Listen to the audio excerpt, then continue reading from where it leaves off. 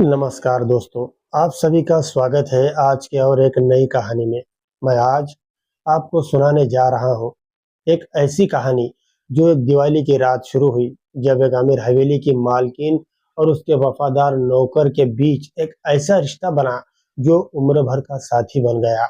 ये कहानी है अकेलेपन की, वफा की और उस रिश्ते की जो खून के रिश्ते से भी ऊपर होता है।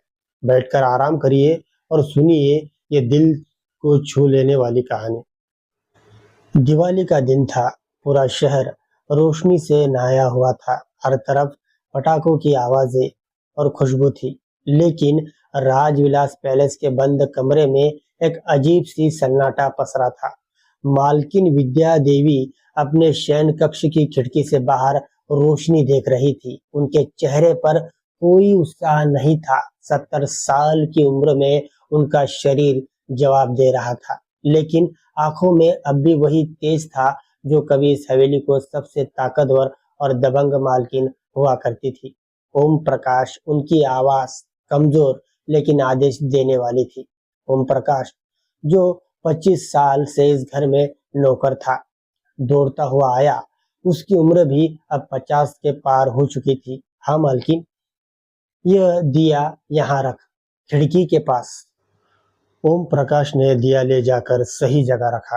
वो जानता था कि आज का दिन मालकिन के लिए कितना कठिन था।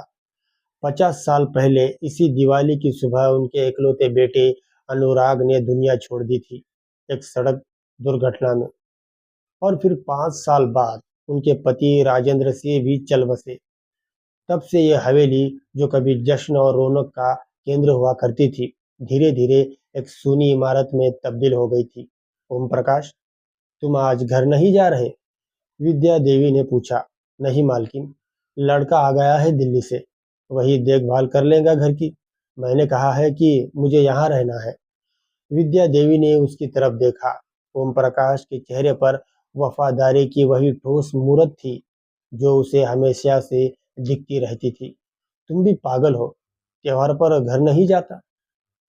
यही मेरा घर है मालकिन, ओम प्रकाश ने सहज भाव से कहा। शाम ढलने लगी। ओम प्रकाश ने हवेली के मुख्य द्वार पर 2 दिए जलाए और कुछ फूल लगाए। अंदर विद्या देवी पूजा स्थल में बैठी थी, लेकिन उनका मन प्रार्थना में नहीं लग रहा था। आंखें बंद करते ही उन्हें अनुराग की हंसी सुनाई देती, उसका चेहरा दिखाई देता। रात के 8 बजे थे। ओम प्रकाश खाना लेकर आया। विद्या देवी ने सिर्फ 2 कोर खाया और हाथ खड़े कर दिए। नहीं ओम प्रकाश, आज नहीं खाऊंगी मैं। लेकिन मालकिन, आपने कुछ नहीं खाया आज। कोई बात नहीं, तुम जाओ खाना खाओ। ओम प्रकाश चला गया, लेकिन उसका दिल भारी था। वो जानता था कि मालकिन किस अंधेरे से गुजर रही थी। उसने सोचा, काश वो कुछ कर पाता। रात गहराती गई। बाहर पटाखों का शोर कम होने लगा। विद्या देवी अपने कमरे में लेटी हुई थी, लेकिन नींद कहाँ थी। आधी रात का समय था जब वो उठी और धीरे धीरे लिविंग रूम की तरफ चल पड़ी। वहां जाकर वो सोफे पर बैठ गई और एक एल्बम उठा ली। पुरानी तस्वीरें, अनुराग की शादी की तस्वीरें जो कभी नहीं हुई, राजेंद्र सिंह के साथ खींची गई तस्वीरें। अचानक उनके कंधे से एक रुमाल सरका और नीचे गिर गया।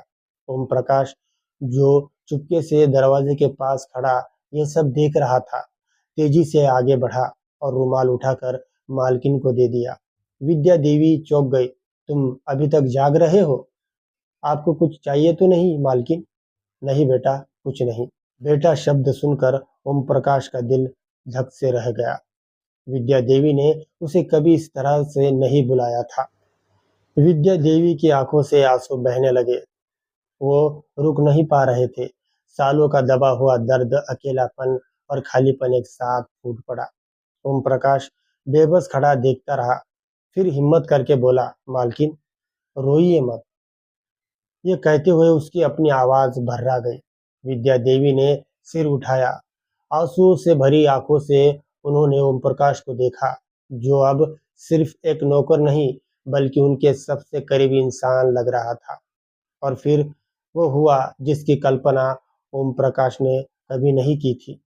विद्या देवी ने धीरे से उसका हाथ पकड़ा और अपने पास खींचकर उसे गले से लगा लिया और फिर वह उसके कंधे पर सिर रखकर खूब रोई।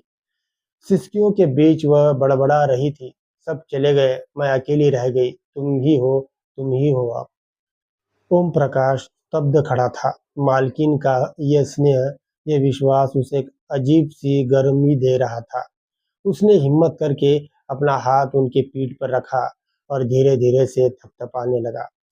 करीब 10 मिनट तक विद्या देवी ने इस तरह रोती रही। फिर जब रोना कम हुआ तो उन्होंने अपना सिर उठाया और ओम प्रकाश की तरफ देखा। माफ करना ओम प्रकाश, मैंने तुम्हें शर्मिंदा कर दिया। कभी नहीं मालकिन, यह मेरा सौभाग्य है कि आपने मुझे अपना समझा। विद्या देवी ने एक गहरी सांस ली। तुम जानते हो, आज ही के दिन मेरा अनुराग चला गया था। तुम्हारा बेटा, वो कितना बड़ा हो गया होगा। वो इंजीनियर है दिल्ली में, 3 साल का होगा जब उसकी माँ चल बसी। आपने ही उसे पढ़ाया लिखाया, उसकी शादी करवाई। और तुमने अपना सब कुछ इस घर को दे दिया, अपना पूरा जीवन। कभी शिकायत तक नहीं की। मालकिन, जब आपने उस बच्चे को अपना बेटा बना लिया तो मैं आपका क्या बना था। ओम प्रकाश की आंखों में चमक थी। विद्या देवी ने उसकी तरफ देखा। पहली बार उन्हें एहसास हुआ कि इंसान जिसे वह सिर्फ एक नौकर समझती थी, असल में उनके परिवार से भी बढ़कर था। ओम प्रकाश, मैं एक बात कहना चाहती हूँ। जी मालकिन। अब से तुम मुझे माँ कहकर बुलाओ। ओम प्रकाश की आंखें भर आई। लेकिन मालकिन, मैं तो सिर्फ तुम सिर्फ मेरे सबसे वफादार, सबसे प्यारे इंसान हो और मैं चाहती हूँ कि जब तक मैं इस दुनिया में हूँ, तुम मुझे माँ कहकर पुकारो। ओम प्रकाश कुछ नहीं बोला। वो सिर्फ उनके पैर छूकर उठा और उसकी आंखों से आंसू बह निकले। विद्या देवी ने मुस्कुराते हुए उसका हाथ थामा। चलो, अब हम दोनों मिलकर दिवाली मनाते हैं, नए सिरे से, एक माँ और एक बेटे की तरह। उस रात राजविलास पैलेस में सालों बाद असली रोशनी दिखी, न सिर्फ दियों की बल्कि दो दिलों की, जिन्होंने एक दूसरे को पाकर अपनी खोई हुई दिवाली वापस पा ली थी। और ओम प्रकाश ने पहली बार माँ कहकर विद्या देवी को पुकारा था, तो उसकी आवाज में इतना प्यार था कि विद्या देवी को लगा शायद ईश्वर ने उनके अनुराग को ही वापस भेज दिया हो। तो दोस्तों, ये थी आज की एक रोमांचित कहानी।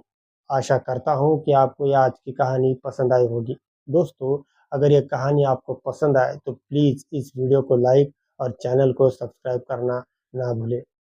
दोस्तों, मिलूँगा आपको ऐसे ही किसी अच्छी कहानी में। तब तक के लिए धन्यवाद।